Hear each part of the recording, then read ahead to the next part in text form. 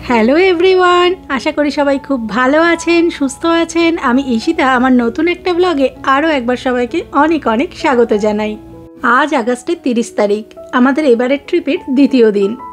আগের দিনের ব্লগেই আপনারা দেখেছেন শুক্রবারেই আমরা প্রায় 4 ঘন্টা ড্রাইভ করে পৌঁছেছি উত্তর নিউ ইয়র্কে। কোনো রকম মোবাইলের নেটওয়ার্ক ছাড়া প্রকৃতির বুকে একটা দিন দারুণ কেটেছিল আমাদের। সাথে বিশাল সুউচ্চ তাগানাক ফলসের পাশে এক আমেরিকান দম্পতির বিয়ে মনকে পুরো ছুঁয়ে গিয়েছিল। সেই সব অভিজ্ঞতা আগের ব্লগেই শেয়ার করে নিয়েছিলাম আপনাদের সাথে। আর আমাদের আজকের প্ল্যান হলো এই উত্তর নিউ ইয়র্কেরই একটা বিখ্যাত স্টেট পার্ক লেচুথ স্টেট পার্কে সারাদিন কাটিয়ে আমরা চলে যাব আমাদের সবার প্রিয় নায়াগ্রা ফলসে। চলুন তাহলে বরং শুরু করি আমাদের উত্তর নিউ ইয়র্ক বেড়াতে যাওয়ার দ্বিতীয় পর্বের গল্প। আগের দিনের ব্লগেই তো আপনারা দেখেছেন অতটা রাস্তা ড্রাইভ করে এসে দুটো স্টেট পার্কের ট্রেল কমপ্লিট করে হোটেলে ফিরতে ফিরতে আমাদের প্রায় সন্ধে হয়ে গিয়েছিল। আর হোটেলে এসে যখন ঢুকলাম তখন ঘড়িতে প্রায় রাত 9টা ছোবো ছোবো করছে। আর তাই কোনো রকমে হোটেলে ঢুকে চটপট একটু ফ্রেশ হয়ে কিছু খেয়ে নিয়ে লম্বা একটা ঘুম দিয়েছিলাম। তবে হোটেলের ঘরটা কিন্তু বেশ ভালো ছিল জানেন। 2টো কুইন সাইজের বেড, বেডসাইড টেবিল, একটা সোফা ও একটা working desk, TV, fridge, micro oven, মোটামুটি একটা হোটেলে যা থাকার কথা সবই ছিল ঠিকঠাক। তবে সেদিন আর শরীর টানছিল না জানেন, মনে হচ্ছিল কতক্ষণে বাড়ি থেকে করে আনা খাবারগুলো খেয়ে যাব বিছানায়। কি করছো? আমি গরম গরম রুটি আর চিকেন কিমা ফাটাফাটি খাওয়া দাওয়া হবে রাত্রে। গরম করতে দিদি 30 সেকেন্ড। ফ্রোজেন রুটি আছে,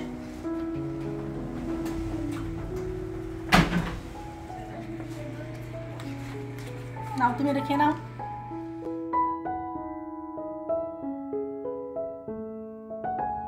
তবে সকালের ঘুমটা ভাঙলো চা তৈরির টুংটাং শব্দে। সকালে যখন ঘুম ভাঙলো তখন উঠে দেখি দীপু অলরেডি চায়ের প্রস্তুতি শুরু করে দিয়েছে। আর এই যে এই রেডিমেড দুধ চায়ের প্যাকেটগুলো, এগুলো কিন্তু বাড়ির থেকে আসার সময় নিয়ে এসছে।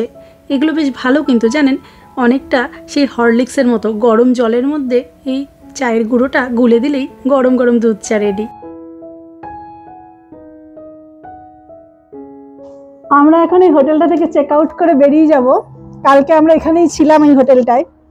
এই হোটেলের বাইরেটা না খুব সুন্দর, খুব সুন্দর একটা পাহাড়ের ভিউ আছে বাইরেটায়, ভীষণ সুন্দর বাইরেটা। তো কালকে আমরা এখানে ছিলাম রাত্রে, ভালোই ঘুমটুম হয়েছে, ভালোই কেটেছে রাত্রিটা। আজকে বেরিয়ে যাব। এখানে হোটেলে আমরা আজকে ঘরেই ব্রেকফাস্ট করে নিয়েছি। আর তারপরে এখানে লেচুথ বলে একটা খুব ভালো, খুব বিখ্যাত একটা স্টেট পার্ক আছে, ওখানে যাব ফার্স্টে। তারপরে সেখান থেকে একদম স্ট্রেট আমাদের সবার প্রিয়, আমাদের প্রত্যেক বছরের ডেস্টিনেশন নায়াগ্রা।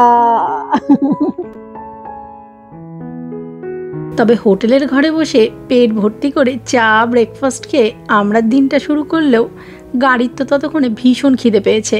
তাই খুব তাড়াতাড়ি একটা পেট্রোল পাম্প খুঁজে বার করার ভীষণ দরকার ছিল। হোটেলের কাছাকাছি ছিল একটা পেট্রোল পাম্প, ঠিক করলাম সেখানেই তেলটা ভরে নিয়ে তারপরে আবার যাওয়ার শুরু করব। তবে মুশকিলটা হলো নিউ জার্সিতে যখন আমরা পেট্রোল পাম্পে যাই তখন পেট্রোল পাম্পের এমপ্লয়িরাই এই তেল ভরে দেয়, কিন্তু নিউ জার্সির বাইরে ইউএসের যে কোনো জায়গায় নিজেদের তেল ভরে নিতে হয়। তা যাই হোক, সেই সমস্ত সব ঝামেলা টামেলা মিটিয়ে যখন আমরা পথে নামলাম তখন কিন্তু উত্তর নিউ ইয়র্কের পথের সেই সৌন্দর্য আবারও শুরু হয়ে গেছে।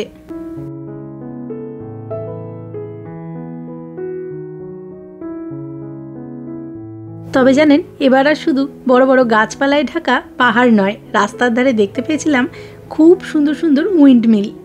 এত সুন্দর লাগছিল সেই দৃশ্য দেখতে যে কি বলবো। আর তারপর যখন আরও কিছুটা এগোলাম তখন আমেরিকার কান্ট্রি সাইডের বড় বড় খামার, তার ভেতরে গরু, মুরগি, ছাগল কিনা ছিল সেখানে। একটা দেশ যার নাম বললেই চোখের সামনে ভেসে ওঠে মানুষের চরম ব্যস্ততা, স্কাইস্ক্রেপার বিল্ডিং। তারও যে কান্ট্রি সাইড এরকম হতে পারে বিশ্বাস করুন, বিশ্বাসই হচ্ছিল না আমাদের। ঘণ্টাখানেকের পথ নিমেষে কেটে গেল। সম্বিত ফিরল লেচুথ স্টেট পার্কের দোরগোড়ায় এসে। Thank you very much. $10 entry fee pay করে এবার আমরা চললাম পার্কিংয়ের দিকে। তবে মনে কিন্তু তখনও ভয় ছিল, এত সুন্দর একটা স্টেট পার্ক আর ছুটির দিন আদৌ পার্কিংয়ের জন্য জায়গা পাবো তো। এসছি লেচর স্টেট পার্কে, বেশ ঠান্ডা ঠান্ডা লাগছে, সবাই জ্যাকেট ট্যাকেট পরে নিয়েছি। আর ওই দূরে ওয়াটারফলসটা রয়েছে, পরে নি জ্যাকেট, ঠান্ডা লেগে যাবে। চলুন এবার ওখানে যাওয়া যাক। ওই যে সামনে ফলসটা একটু একটু দেখা যাচ্ছে। আমরা এটার যে আপার মিডল যে পার্কিং লটটা, আপার মিডল ফলসের ভিউর যে পার্কিং লটটা, ওখানে গাড়িটা পার্ক করেছি, দিয়ে আপার ফলসটার দিকে প্রথমে যাচ্ছি। তো এইটা দেখে নি। এই তোমরা দেখে চলে এলে, যা সানগ্লাসই পড়ে গেল। না আগে এই ফলসটা একটু দেখে নি এখানে দাঁড়িয়ে। ওয়াও, কে তুলে দিল বলিনি? ওকে, একটু দেখা ছবিটা দেখি। বাহ, টুকুসা তোর স্যার অলরেডি ছবি তোলা হয়ে গেল। আমরা একটু লেট, আমরা একটু ওয়াশরুমে গেছিলাম, লেট হয়ে গেছি। হ্যাঁ, তো আগে আগে আমরা এই ফলসটা দেখে নিয়ে তারপরে মিডল যে ভিউ পয়েন্টটা, মিডল ফলস যেটা, সেইখানে যাব।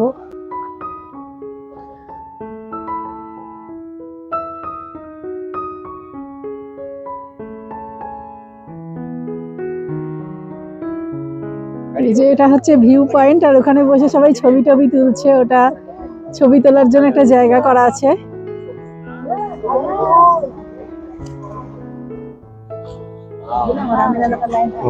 ওই সাইড দিয়ে ফলসটা দেখা যাচ্ছে। এই ব্রিজটা কিন্তু দারুণ লাগছে, তাই না? মাঝখানে অসাধারণ সুন্দর লাগছে। Wow, beautiful. তখনও জানতাম না এই ব্রিজেই একটা ভীষণ সুন্দর সারপ্রাইজ আমাদের জন্য ওয়েট করে আছে। সেই সারপ্রাইজের কথা তো বলবোই, তার আগে চলুন এই সুন্দর ভিউ পয়েন্টে কতগুলো আমরাও ছবি তুলে নিই, তারপর এগোবো সামনের দিকে।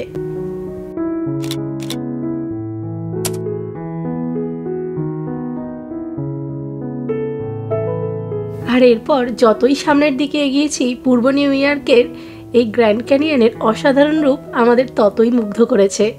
ও আপনাদের তো বলাই হয়নি, এই লেচর পার্কের ল্যান্ডস্কেপিং এতটাই সুন্দর যে একে পূর্ব আমেরিকার গ্র্যান্ড ক্যানিয়ন বলা হয়। সত্যিই তাই, 14,500 স্কোয়ার ফিটের এই বিশাল পার্কটা এত সুন্দর করে সাজানো আর এতটাই ইজিলি অ্যাক্সেসেবল যে সত্যিই ভাবা যায় না। এই যে পুরো ট্রেলটা দেখছেন, এটা কিন্তু প্রায় 66 মাইল লং, কিন্তু প্রত্যেকটা ভিউ পয়েন্টেই সুন্দর পার্কিং করা আছে। মানে এই পুরো ট্রেলটা আপনাকে হাঁটতেও হবে না, মানে আপনি আপার, লোয়ার বা মিডিল যে ভিউ পয়েন্টেই যান না কেন, তার কাছে গাড়ি রেখে খুব ইজিলি চলে আসতে পারবেন ভিউ পয়েন্টের কাছে। আর তাই জানেন, সেদিন আমরা অনেক বয়স্ক মানুষকেও দেখেছিলাম যারা এই ট্রেলে এসছেন এনজয় করার জন্য।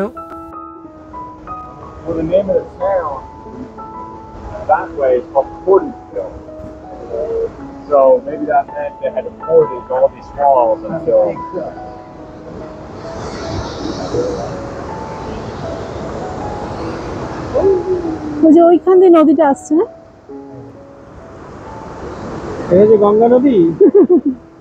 না, এটা কি নদী আমি জানি না নদীটার নাম। দেখো, আগে আমরা কাল গেছিলাম, রিভার বেডটা দেখা যাচ্ছিল ওইখানটা। দেখো আজকেও কিন্তু এইটাতে নদীটা হয়তো এখান দিয়েও আসতো। এই পাশটা একটু দেখাও। ওই যে রিভার বেডটা, কালকে আমরা নদীটা রিভার বেডে নেমেছিলাম, এটাও মনে হচ্ছে এখান দিয়ে নদীটা আসতে এখন সরু হয়ে গেছে। অথবা এই জায়গাটায় শক্ত পাথর, হ্যাঁ, এই জায়গাটা বেশি ক্ষয় করতে পারেনি, ওই জায়গাটা নরম পাথর বলে বেশি ক্ষয় করেছে। অথবা যখন জলের বেশি থাকে বর্ষাকালে, তখন হয়তো ওখানটায় জল যায়।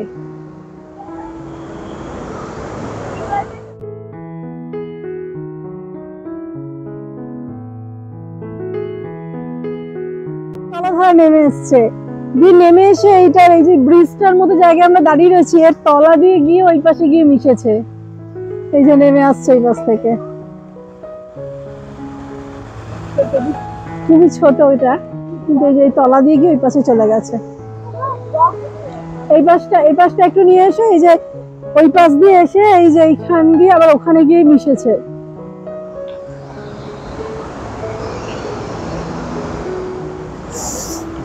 হ্যাঁ, সিঁড়ি অনেকগুলো, কিন্তু কমফোর্টেবল সিঁড়িগুলো। ফার্স্ট স্টেপটা একটু উঁচু, দেন ভালো সিঁড়িগুলো।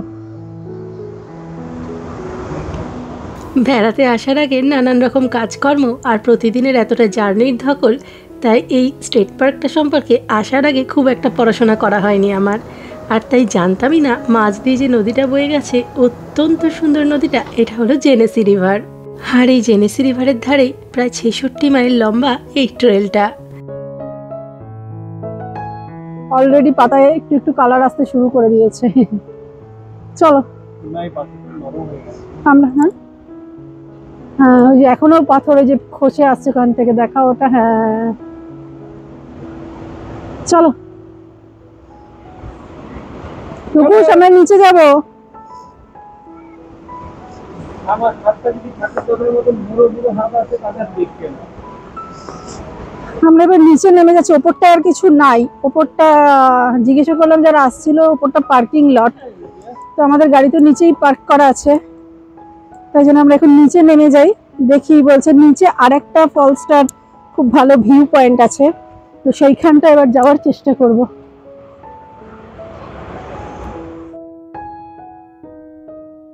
পাহাড়ের গায়ে লাইমস্টোনের ক্রমাগত ক্ষয়, অপরূপ ঝর্ণার রূপ আর জেনেসি রিভারের অপরূপ সৌন্দর্য দেখে এবার আমরা নিচে যেতে শুরু করলাম মিডিল ফলসে যাব বলে।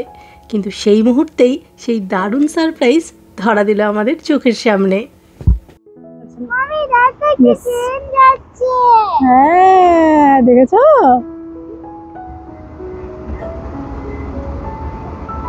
দূর থেকে যখন ব্রিজটা দেখেছিলাম মনের কোণে কোথাও একবার মনে হয়েছিল এর উপর কোনো রেল লাইন নেই তো, এর উপর দিয়ে আবার ট্রেন যায় না তো। মনে হয়েছিল যেন যদি সত্যিই তাই হয়, সেই আমাদের গ্রিটিংস কার্ডের ছবিটা যেন পরিপূর্ণতা পাবে। আর যখন সেটা চোখের সামনে সত্যিই ধরা পড়লো, তখন আর আমাদের আনন্দের শেষ ছিল না। পাশ দিয়ে নদীটা বয়ে এসেছে, এত শান্ত, কিছুক্ষণ আগেও বুঝতে পারছিলাম না যে এখানে আবার একটা ফলস আছে। তো এখানে এসে এখন শব্দ শুনে বোঝা যাচ্ছে হ্যাঁ যে একটা ফলস আছে। আমাদের লোকজন বললো যে নিচে লোয়ার ফলসটা খুব সুন্দর, মিডল ফলসটা খুব সুন্দর, যাও, কিন্তু আমরা বুঝতে পারছিলাম না নদীটা দেখে। তুমি বুঝতে পেরেছিলে? এই দেখো, ওয়াও বিউটিফুল।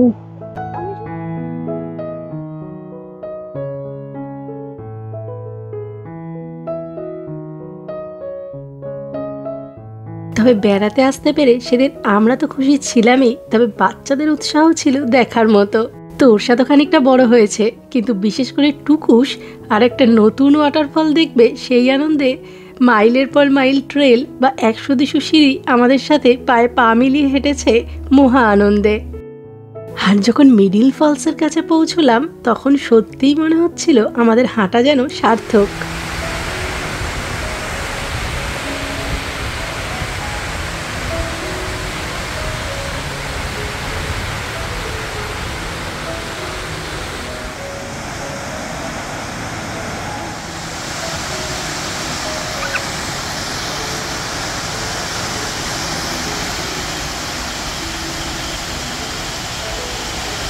প্রকৃতির এই রূপের কাছে বসে ঘন্টার পর ঘন্টা এমনিই কাটিয়ে দেওয়া যায়। আমাদেরও ইচ্ছে করছিল, কিন্তু উপায় নেই, এরপরে তো আবার নায়াগ্রা যেতে হবে, সেও প্রায় ঘন্টা দেড়েকের পথ। তাই বেরিয়ে কাছেই একটা ডাইনারে ছোট্ট করে একটু লাঞ্চ করে নিয়ে আমরা বেরিয়ে গিয়েছিলাম নায়াগ্রার পথে। লাঞ্চ মানে এখানে যা পাওয়া যায় আর কি। টুকুস খেয়েছিল চিজ পিৎজা আর আমরা কিছু ফ্রায়েড চিকেন। তবে এর মাঝেও না একটা ঘটনা ঘটেছে। এই পুরো সময়টাই আমাদের ফোনে কোনো নেটওয়ার্ক ছিল না, তাই আমরা খুবই চিন্তায় ছিলাম কিভাবে উইদাউট নেটওয়ার্ক নায়াগ্রায় পৌঁছাবো। তবে যাই হোক, সেই সমস্ত প্রবলেম মিটিয়ে যখন আমরা নায়াগ্রা রিভারের উপরের ব্রিজটা ক্রস করছি, তখন আমরা পুরো উত্তেজনায় ফুটছি বলা যেতে পারে। যাচ্ছি কোথায়? নায়াগ্রা। থাকবো কোথায়? নায়াগ্রা। খাবো কোথায়? নায়াগ্রা। ঘুরবো কোথায়? নায়াগ্রা। বোটে চড়বো কোথায়? নায়াগ্রা। কেনাকাটা করবো কোথায়? নায়াগ্রা। চা খাবো কোথায়? নায়াগ্রা। মুড়ি মাখবো কোথায়? নায়াগ্রা। এক্সিট মিস করবো কোথায়? হায় হায়, নায়াগ্রা।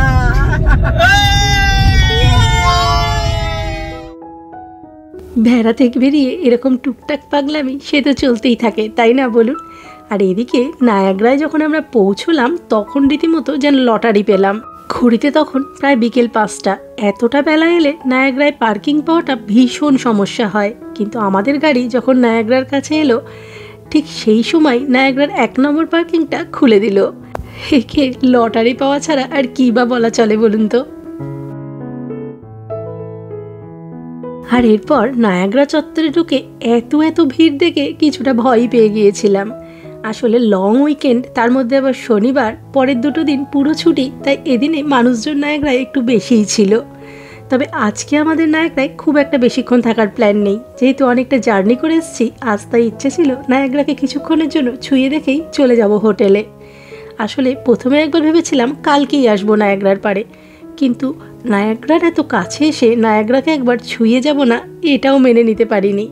যাই হোক, সেদিন নায়াগ্রার পাড়ে বেশ কিছুক্ষণ থেকে নায়াগ্রাকে চোখ ভরে দেখে আর কিছুটা আনন্দ করে আমরা ফিরে গিয়েছিলাম হোটেলে। তবে পরের দিন একদম পুরো দমে এনজয় করেছি নায়াগ্রায়। সেই সমস্ত ভিডিও আসবে পরের পর্বে। সাথে বলবো নায়াগ্রা সম্পর্কে না জানা অনেক খুঁটিনাটি তথ্য। তবে আজ এ পর্যন্তই। আজকের ভিডিও এখানেই শেষ করছি। খুব তাড়াতাড়ি ফিরে আসবো নতুন একটা ভিডিও নিয়ে। ততক্ষণ সবাই খুব ভালো থাকবেন, সুস্থ থাকবেন। দেখা হবে খুব তাড়াতাড়ি। টাটা।